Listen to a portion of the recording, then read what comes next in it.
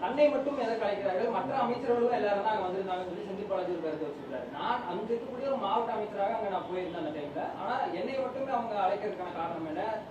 முதல்வர் முதற்கொண்டு தான் அங்க வந்திருந்தாங்க. ஆனா கண்டிப்பாக செந்தில் பாலாஜி அவர்களை சிபிஐ விசாரணைக்கு அழைக்கணும். எதற்குன்னா, ஆமாங்கண்ணா, எதற்குன்னா இதுல 2-3 விஷயங்கள் இருக்கு. 10 ரூபாய் பாலாஜி என்று நான் பேசும் பொழுதுதான் செருப்பு வந்திருக்குன்னு சொல்லும் பொழுது அதை நீங்களும் சொல்றீங்க, நானும் சொல்றேன். அப்படி இருக்கும் பொழுது அந்த சம்பந்தப்பட்ட நபரை அழைத்து விசாரிக்க வேண்டியது சிபிஐனுடைய கடமை. நம்பர் 1. நம்பர் 2, சம்பவம் நடக்கவே ஸ்பாட்டில் இருந்தவர் செந்தில் பாலாஜி. ஆம்புலன்ஸை கூட்டிட்டு வந்தார். ஆம்புலன்ஸ்ல திமுகவுடைய ஸ்டிக்கர் ஒட்டியிருந்தது, திமுக மருத்துவமனையின் ஸ்டிக்கர் ஒட்டியிருந்தது. செந்தில் பாலாஜி தான் ஃபர்ஸ்ட் ஆளா அங்க இருந்தார். அவரு சொல்றாரு, அவரை கூப்பிடணும். 3வது, முதலமைச்சருக்கு தகவல் சொன்னது யார்? செந்தில் பாலாஜியா இருக்கலாம். எல்லா அரசு ஹாஸ்பிட்டலுக்கும் இங்கங்க போனது யார்? செந்தில் பாலாஜியா இருக்கலாம். அங்க நான் ஆளுகின்ற கட்சியினுடைய மாவட்ட செயலாளர் என்கின்ற பொறுப்பில் இருக்கக்கூடிய செந்தில் பாலாஜி ஒரு டிகிரி ஆஃப் கண்ட்ரோல் இருக்கு, அமைச்சராக இருந்திருக்கிறாங்க. ஏன் டிவிகே கட்சியினுடைய மாவட்ட செயலரை கூப்பிட்டுருக்காங்க, அவர் போயிட்டு வந்திருக்கிறாரு. தமிழ்நாடு அரசினுடைய டிஜிபி ஸ்டேட் இன்டெலிஜென்ஸை கூப்பிட்டுருக்காங்க, அவங்க போயிட்டு வந்திருக்கிறாங்க.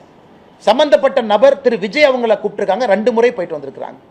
அப்படி இருக்கும் பொழுது சிபிஐ செந்தில் பாலாஜியை அழைத்தது முழுமை சரியான ஒரு பார்வை தான். ஆனால் செந்தில் பாலாஜி அவங்க மடியில் ஏதோ கொஞ்சம் கனம் இருக்க மாட்டார். ஏன் பதறாரு? சிபிஐ கூட்டாங்க, போனேன், பேசினேன், வர வேண்டியதானே. மடியில் கனம் இருக்கிறனால ஏன் பதறாரு? அவர் ஏன் நைஸாக ஸ்டாலின் அண்ணையும் கூட இழுத்துட்டு போகலான்னு பார்க்குறாரு. இது ஸ்டாலின் அவங்க நினைப்பாங்க, தம்பி நீ போறேன்னா போகும்போது என்னையும் பிடிச்சி இழுத்துட்டு போறப்பான். அந்த மாதிரி தான் இருக்கு அவருடைய பதில். நான் அந்த பதிலை பார்த்தேங்கன்னா, அதனால சிபிஐ அவர்கள் செந்தில் பாலாஜி அவங்களை கூப்பிட்டது முழுமையிலும் அது உண்மைதான். அவங்க போகணும், கோஆப்ரேட் பண்ணணும். மடியில் கனம் இல்லைன்னா கோஆப்ரேட் பண்ணுங்க, ஏன் பயப்படுறீங்க? இது எதுக்கு நீங்க அப்படியே பதறீங்க? அவருடைய பத்திரிகையாளர் சந்திப்பை பார்த்தாவே செந்தில் பாலாஜி அவர்கள் பதறுவது நமக்கு தெரியுது. எனக்கு தெரியல யாரு குற்றம் செஞ்சாங்கன்னு தெரியலீங்கன்னா அது சிபிஐ என்கொயரியில் உண்மை வெளியே வரும். ஆனால் நான் ஏற்கனவே சொல்லியிருந்தேங்கன்னா என்னுடைய கருத்தில் எந்த மாற்றம் இல்லை. காரணம், அவங்க சித்தாந்தத்தை வேற சித்தாந்தத்தை டிக்ளேர் பண்ணிட்டாங்க. நாம் ஒரு சித்தாந்தத்தில் இருக்கோம்.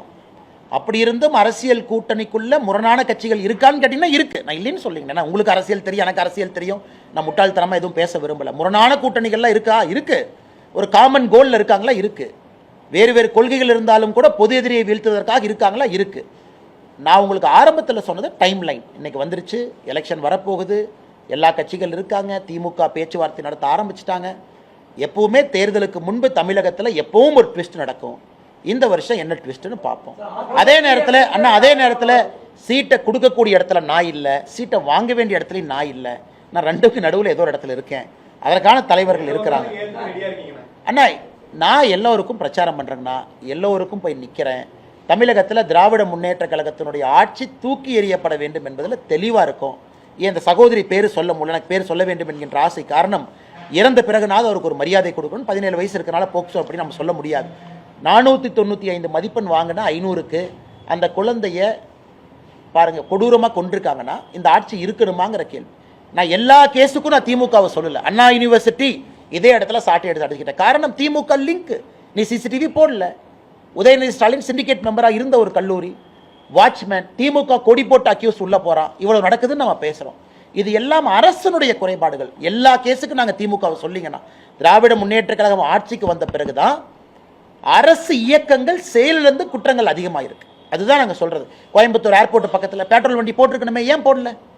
இவ்வளவு விளம்பரம் பண்றீங்களே, இவ்வளவு பண்றீங்களே, ஒரு 10 பெட்ரோல் வண்டி வாங்கி கொடுத்திருந்தா பெட்ரோல் வண்டி அங்கே போகும். அந்த இடத்துல குற்றம் நடக்கும் நமக்கு தெரியும். அந்த முள்புதர் ஏர்போர்ட் காம்பவுண்ட் வாலை ஒட்டி இதெல்லாம் தான் அரசனுடைய குறையாக நாங்கள் தொடர்ந்து சொல்லிக் கொண்டிருக்கின்றோம்.